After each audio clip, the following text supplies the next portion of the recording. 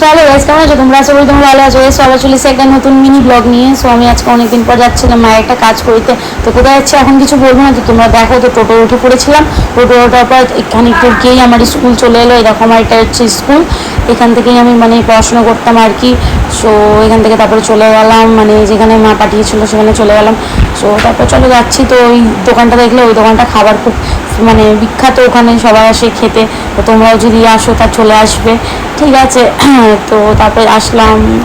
হ্যাঁ, তোমরা তো ভাবছো কোথায় যাচ্ছে, তো পেছনে লেখাই আছে।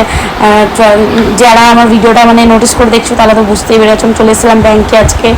তো একটু ব্যাংকে এলাম। তো ব্যাংকে তো ক্যামেরা অ্যালাউ করছিল না, যেটুকু পেরেছে ওইটুকু দেখালাম। তো ব্যাংক থেকে বেরিয়ে আমি খুঁজছিলাম একটু হচ্ছে যে পেয়ারা তো পাচ্ছিলাম না, তাই এদিক ওদিক তাকাচ্ছিলাম। আর পেয়ারা যদি পেয়ে যেতাম তাহলে পেয়ারাটা খেয়ে নিতাম। তো দেখতে দেখতে দেখতে চলে আসলাম আখের রসের কাছে। আমি আজকে একটুখানি নার্ভাস আছি, ওর জন্য বলতে পারছি না। সো আখের রস খেলাম।